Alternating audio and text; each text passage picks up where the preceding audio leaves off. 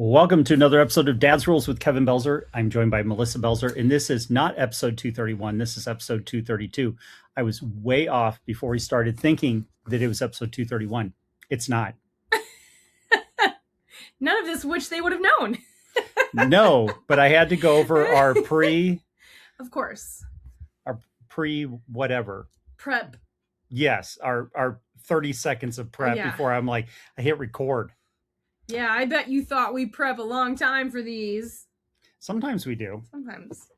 Sometimes in my brain I prepped for days.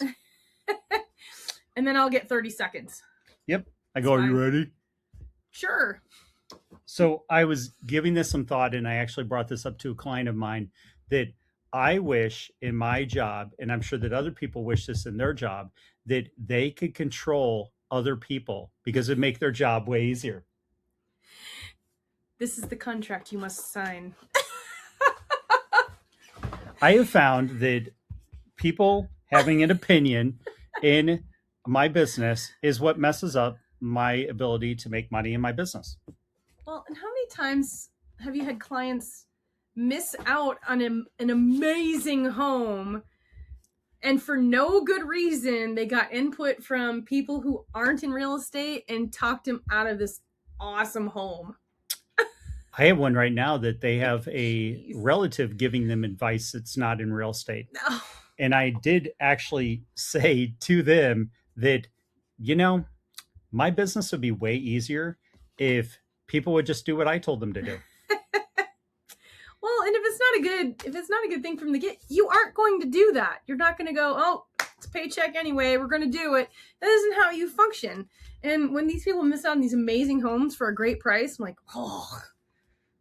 Because it's beyond stupid. It's frustrating. It's stupid. So now what? They've had to waste their money renting for no good reason, and now it's going to be more expensive, which happened. No, they actually own a house. No, not this. I'm saying another situation. Crazy. Yeah, I don't get it. I did have one years ago to where she did mention that it was her husband's fault that they were not homeowners. Yeah. Because he was overthinking the whole thing, and they eventually did price themselves out of it. Yeah. Because I had him under contract for a home for around 140, 145. It was remodeled, everything.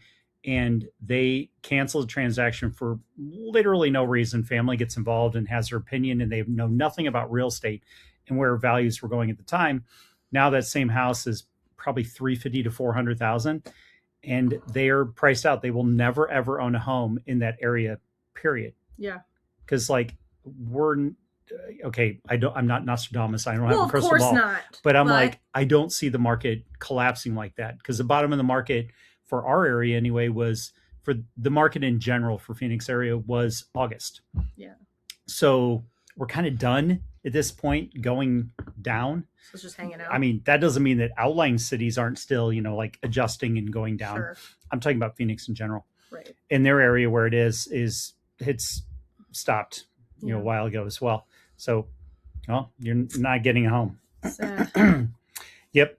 You can get a home for that price in probably Arkansas or somewhere else, but not in Phoenix, Arizona. So it is what it is. Yeah.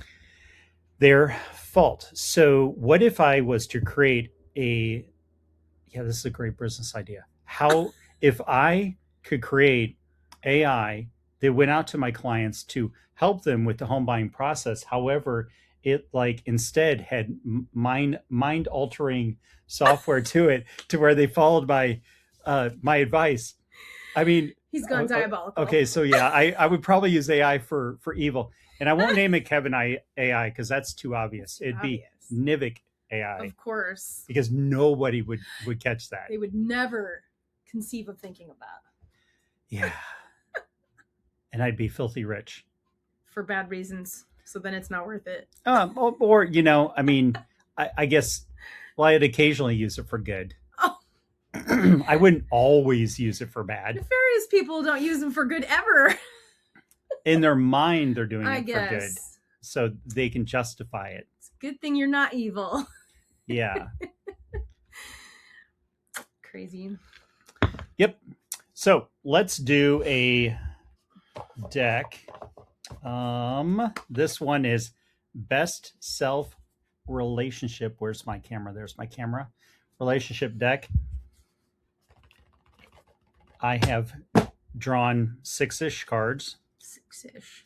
Yep, it is 6. Well, I didn't want to say 6 for sure until I counted them. Okay, that's fair. So 6-ish could be 5, could be 7, could be 6. I see. Yeah. So, okay. So first card is a gray card, as you can all see playing along at home. Yeah. This one is called mindfulness. Where in our lives are we moving too fast? Where in our lives are we moving too fast? I can't come up with anything right now. I can't either. Too fast? Yeah. Too slow. I don't know. Too fast. I honestly cannot think of any. Yeah. That's a horrible card. So you have to choose a new gray card because that sucks. Okay. Mindfulness is the gray card. Again? Yes, you did not hear the other gray card. How we know that we're listening to each other? What? Oh, I don't know, if we respond back and forth to each other. I guess. Yep. Yeah, but when I say something and then you bring me some, and it's not about just bringing me things, but just, I don't know, like when I like something and then you are able to remember and then you bring me one and I'm like, like it could be nectar, it could be coffee, it could be, I don't know, a slushie. You're very food motivated. Because I like food. I don't know. Or if I'm having trouble with something around the house and you jump in and do it, that's nice. Seems like a very blatantly obvious card. How will we know that we're listening to each other if we acknowledge what the other person has said? It gets done. Yep. That was kind of basic card. That was as the kids would say, it's base. I don't know. They don't say that. Base. They don't say that. I think they do. They don't. Yeah. No. In my world, they do. The dimension that I'm living in, the universe I live in, they say base. If I think of it, I'll test it out. They'll probably look at me really weird. We'll see. Hey Siri. Hey Siri, do the kids say base? No. See, it recognized you. Oh. Siri, do kids say base?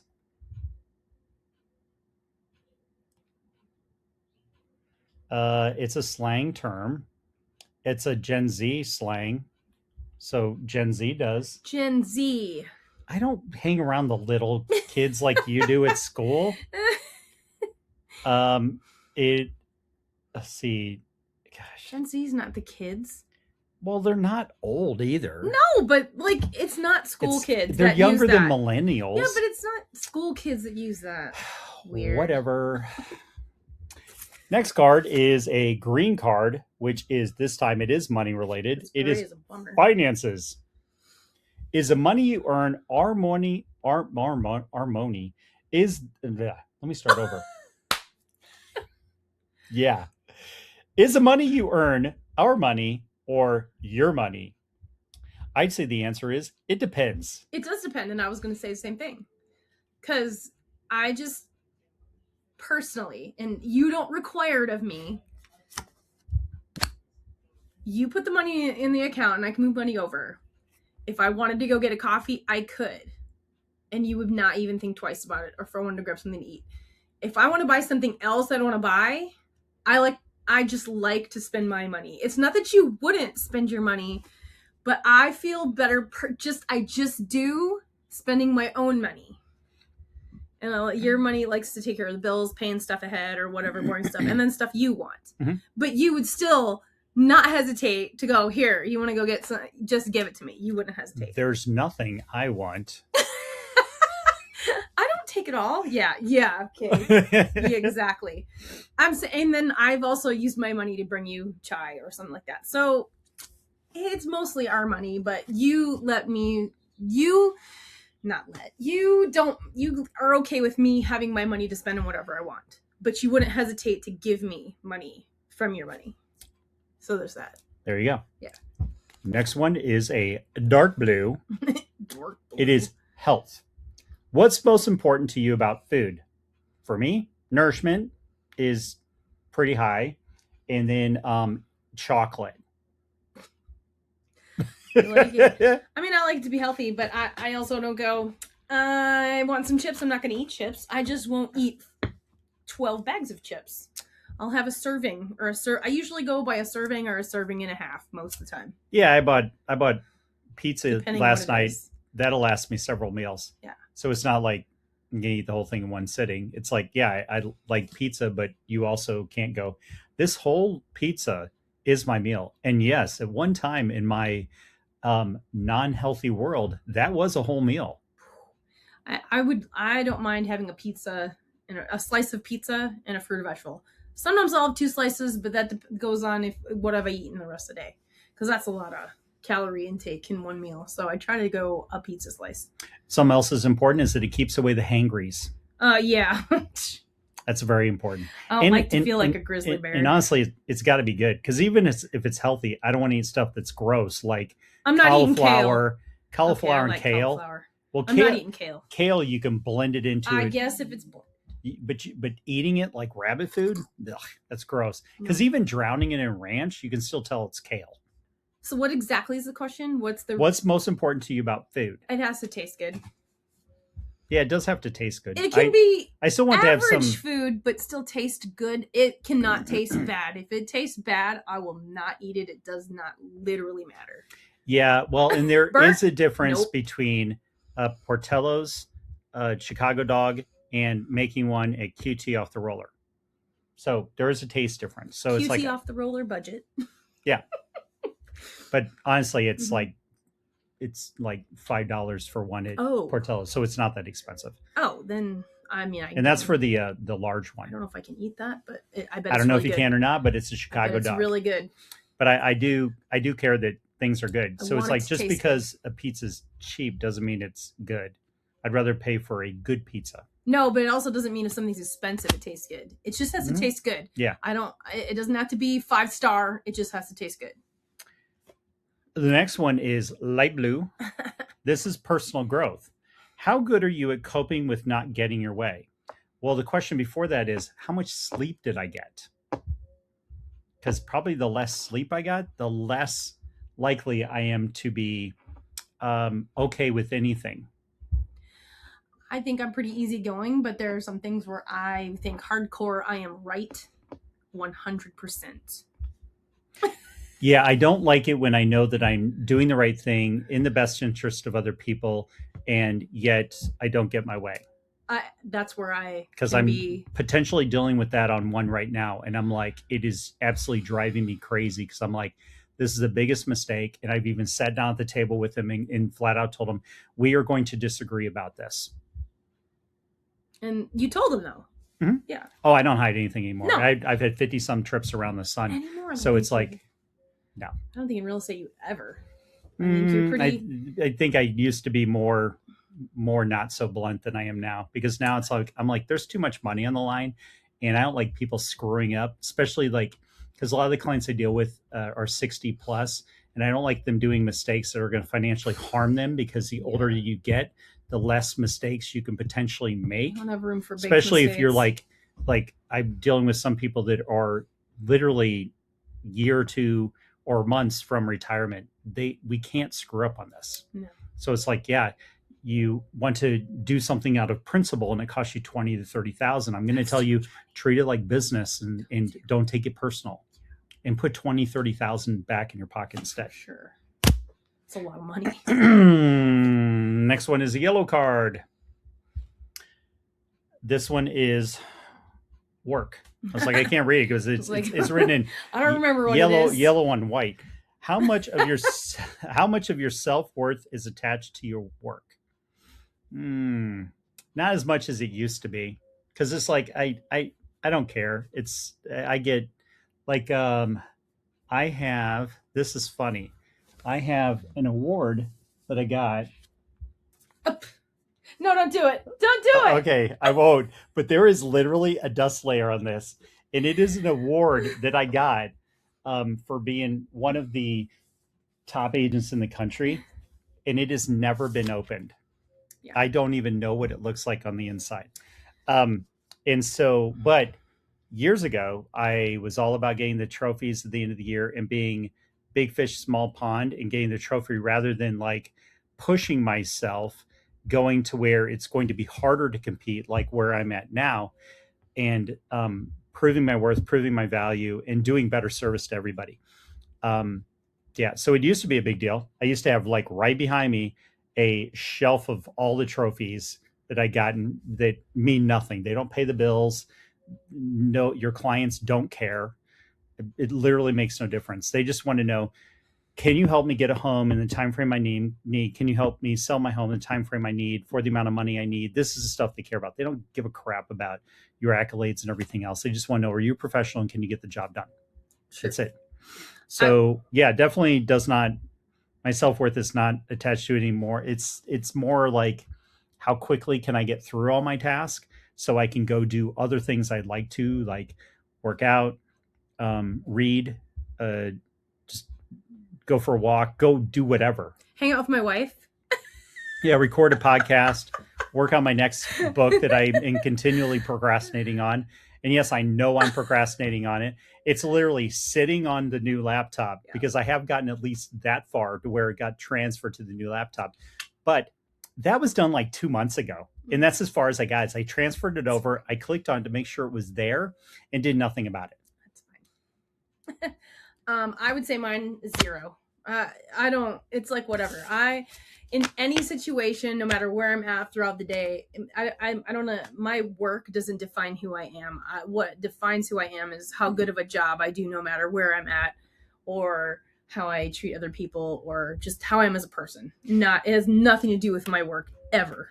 It's definitely has switched in recent years to where it's gotten to where the mission of my life is completely different than it was at one time.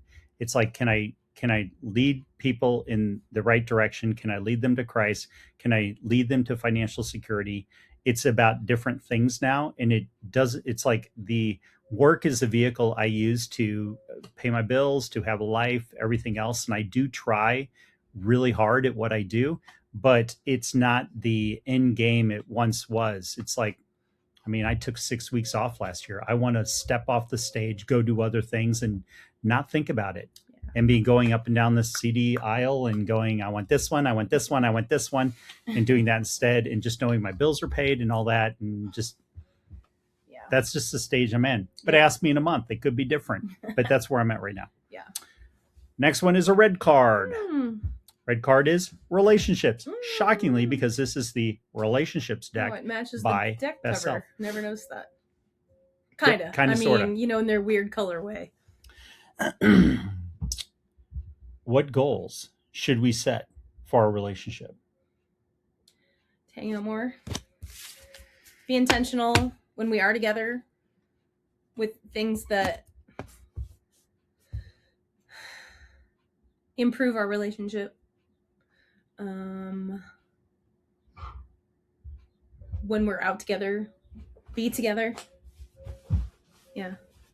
We are together, but when we're out together. But what I've been reading in Charlie Kirk's new book, Stop in the Name of God, is he does talk about there how even when people go out or go somewhere, you need to be intentional about your phone's put away so you can actually make eye contact and talk and stuff like that instead of checking phones and stuff like that. And I'll say that I do have a bad habit because of work and stuff to where I'm like, everything's a crisis in my world. But I've gotten better at it. I do walk away from my phone more than I used to. When we go out as a family, we say phones down, unless we vote to say, okay, it's okay for somebody to pick up their phone to look up something if we're wondering something. But like when we were out as a family, we have a rule, we put our phones away. So Benjamin Wallace is an author that I follow, and he was talking about how, because he's like around our age, he was talking about how back in the 80s, if you asked your friend who sang what and what song, how it could be weeks or months before you figure it out because there was no Google or no phone to search on immediately for it. Because if the DJ didn't say so, you're like, oh crap, I don't know who it is. So he this is how ornery he is, and this is why I love his newsletter. He goes, so it took us weeks to figure out who it was that did "Oh My, Oh My, Oh My, Ohio," and And through this whole news I'm reading, at the end, he never says who it is. Mean. And I was like, oh, that's so funny. But now we have But Google. then, but the funny thing is, all he did is copied and pasted over it, threw it on Google, and Gemini identified it as from a musical, and it was also performed on Glee, which I didn't remember. Oh, So it's been a minute. yeah, and I was like, which makes sense because the show took place in Ohio. Yeah. But I was like, oh, that is so ornery. But he's so dead right, because we would like give each other facts, and there was no way to confirm or deny that they were for real. Like now we can just do yeah, and just look at them and go, you are wrong, and we can do that. But back then, you didn't have access Yeah. to information, or you had to go to the library, check a magazine, a popular magazine, or like Billboard Dewey- Top 100. Or Dewey Decimal. You have to Decimal. Dewey Decimal. Yeah. You'd have to ask the librarian. Yeah. Where can I find Yeah. this subject? And then you had to look it up. Yeah. Yeah.